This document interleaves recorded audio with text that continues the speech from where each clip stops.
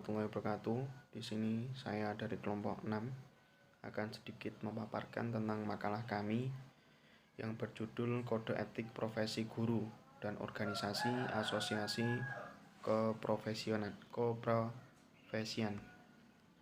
Di sini saya akan membahas yang pertama tentang pengertian, maksud dan tujuan kode etik profesi. Kode etik profesi adalah sistem norma, nilai, dan aturan profesional tertulis yang secara tegas menyatakan apa yang benar dan baik, dan juga apa yang tidak benar dan juga tidak baik bagi profesional. Kode etik menyatakan perbuatan apa yang benar atau salah, perbuatan apa yang harus dilakukan, dan apa yang harus dihindari. Jadi etika atau etik itu merupakan sesuatu yang sudah nampak benar atau juga nampak tidak benar atau salah. Dan tujuan kode etik yaitu agar profesional memberikan jasa sebaik-baiknya kepada pemakai atau nasabahnya.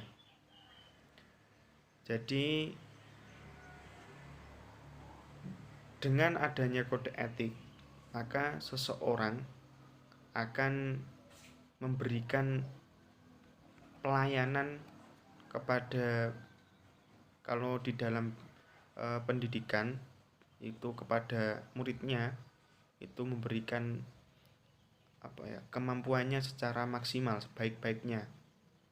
Dan dengan adanya kode etik akan melindungi perbuatan yang tidak profesional.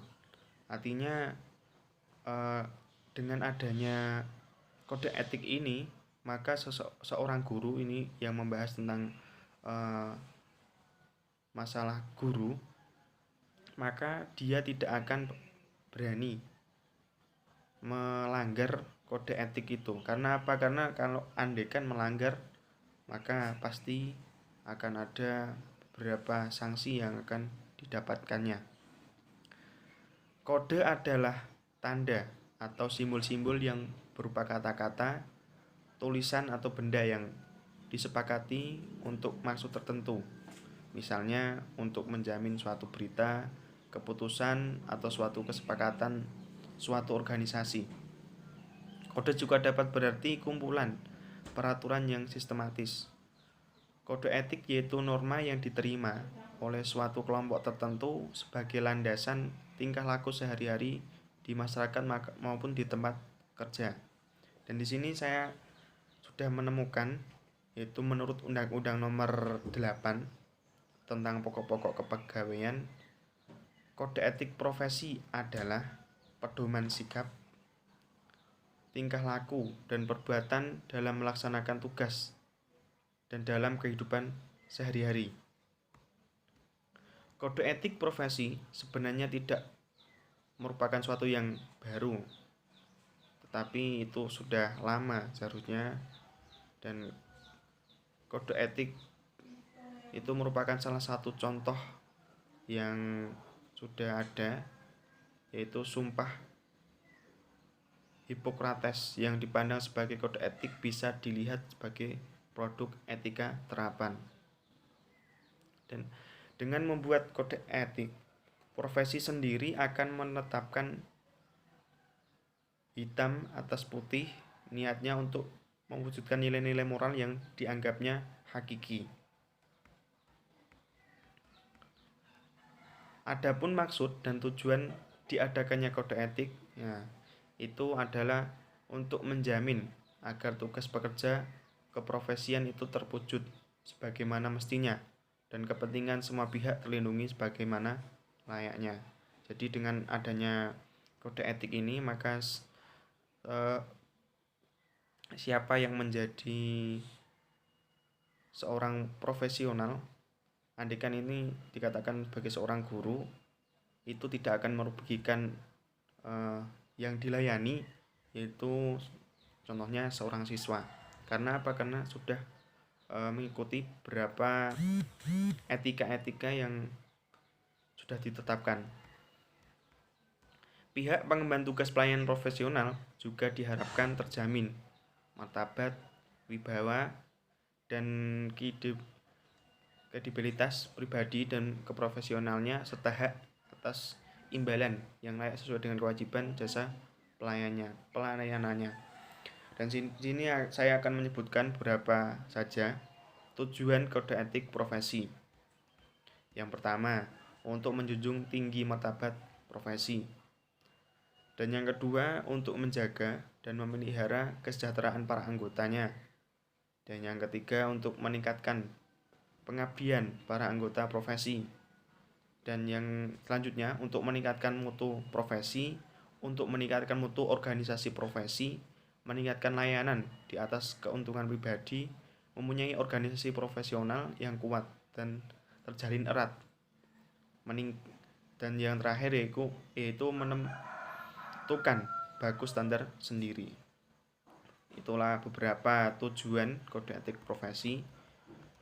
Selanjutnya yaitu fungsi dari kode etik profesi, yaitu yang pertama memberikan pedoman bagi setiap anggota profesi tentang prinsip profesionalitas yang digariskan.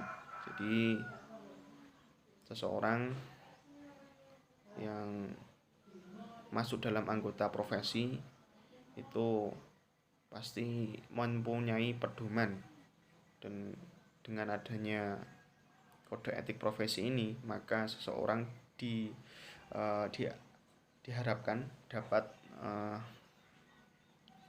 mencapai tujuan yang sudah disepakati bersama. Dan yang selanjutnya yaitu sebagai sarana kontrol sosial bagi masyarakat atas profesi yang bersangkutan. Dan selanjutnya mencegah campur tangan pihak di luar organisasi profesi tentang hubungan etika dalam keanggotaan profesi. Etika profesi sangatlah dibutuhkan dalam berbagai bidang. Dan selanjutnya yaitu saya akan membahas tentang kode etik profesi keguruan. Kode etik keprofesian ya, itu memiliki kedudukan, peran dan juga fungsi yang sangat penting dan strategis dalam menopang keberadaan dan kelangsungan hidup suatu profesi di masyarakat.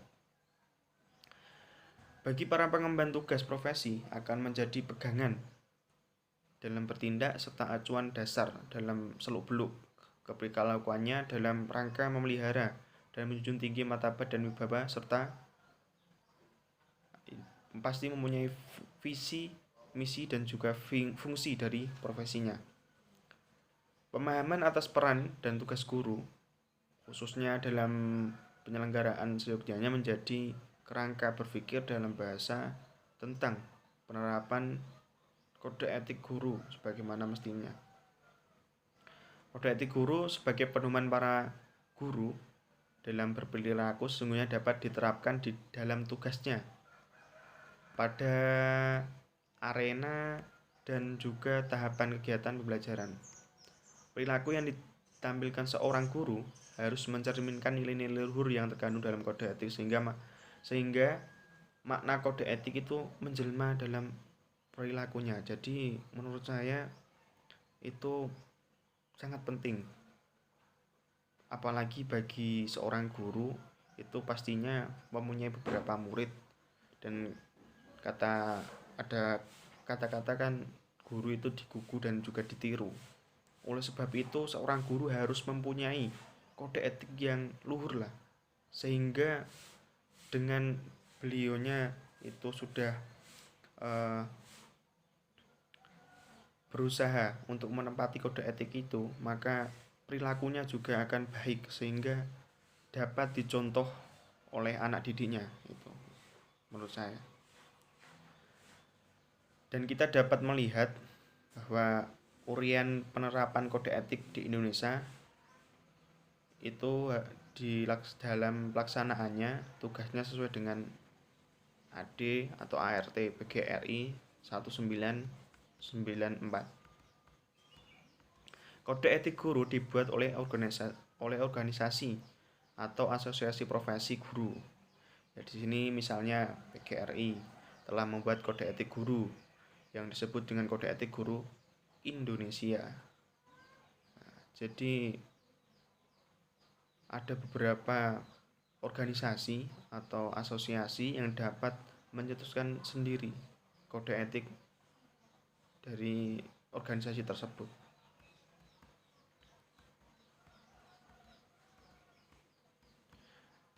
Dan di sini saya akan menyebutkan beberapa tentang kode etik guru, karena jurusan kita itu ingin menjadi guru misalnya.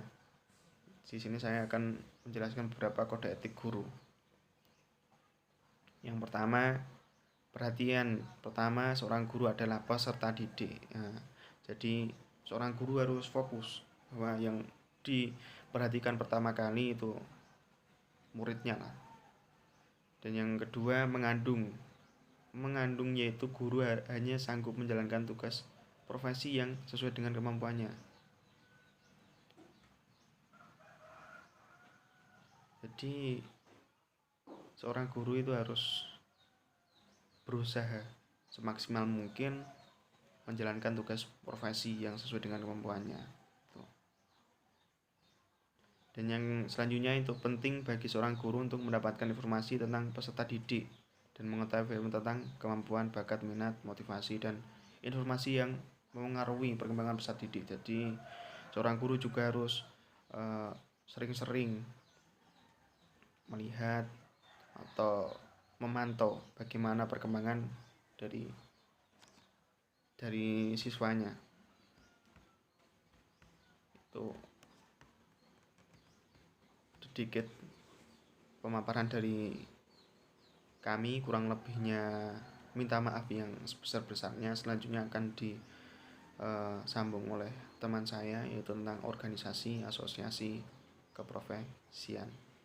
Assalamualaikum warahmatullahi wabarakatuh.